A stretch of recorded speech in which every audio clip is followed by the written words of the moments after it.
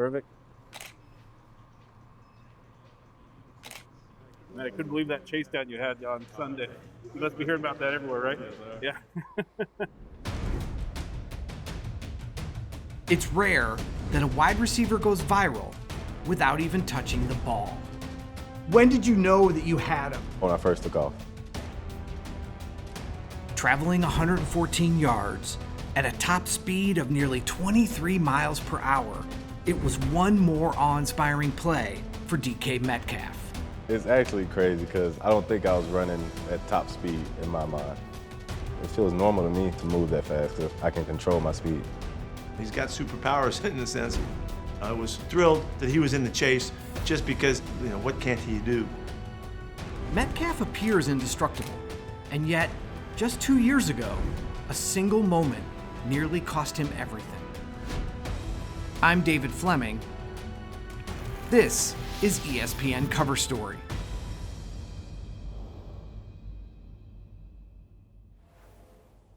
They called DK a little muscle when I were in college. My roommate at the time would always crack jokes on him about the way he was built. He was just a little baby with biceps shaped up and just had a little stomach that poked out a little bit. DK's physical gifts and his nasty nature between the lines come from his father Terrence, an offensive lineman who spent 7 seasons with the Chicago Bears in the early 2000s. It was just always fun on those days because he got a chance to interact with the different players and them tossing the ball and just being around the facilities. Terrence introduced Little Muscle to the weight room at age 5. My dad will go to his grave with this one that I was benching 50 pounds and squatting 100 pounds at 5 years old. He just showed just crazy strength when he was a young kid, and I went to the strength and conditioning coach with the Bears at the time, and I kind of explained to him what I was doing, and he was just like, hold off on that, you can stunt his growth. And he told me just put him on the resistance bands. And he just fell in love with that kind of stuff. DK started Oxford High in Mississippi, and then played at Ole Miss, where he scored 14 touchdowns in 21 games. Then, on October 13th, 2018, midway through his redshirt sophomore year, a severe injury threatened his future. So I was on kickoff return. I got hit. My left arm felt like it was on fire.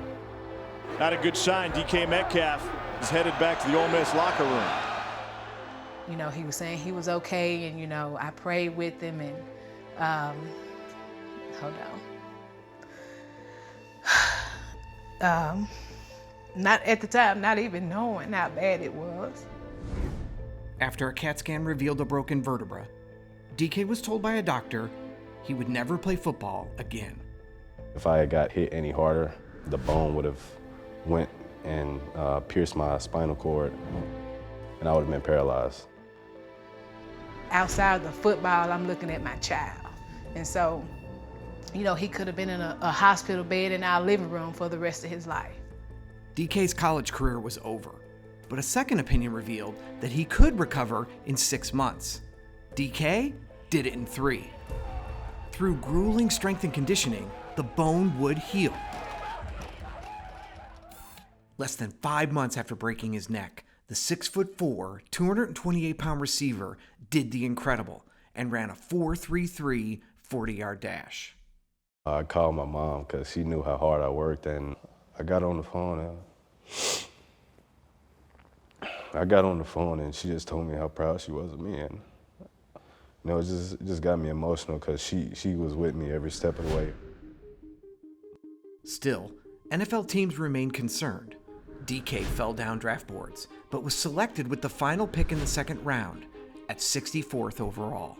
Sat and watched the whole second round go by before hearing my name, but it was the best 64 fall I've ever had.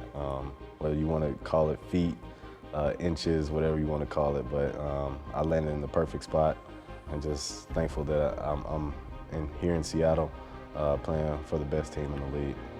The journey continued his rookie season, catching 7 touchdown passes.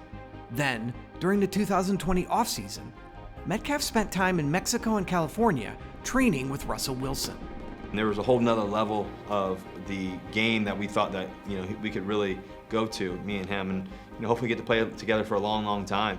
We want to make it one of those special Joe Montana, Jerry Rice type relationships. He sent me a text a while ago. Peyton Manning and Marvin Harrison actually hold the record for the most touchdowns by a quarterback-receiver duo. That's who we're chasing.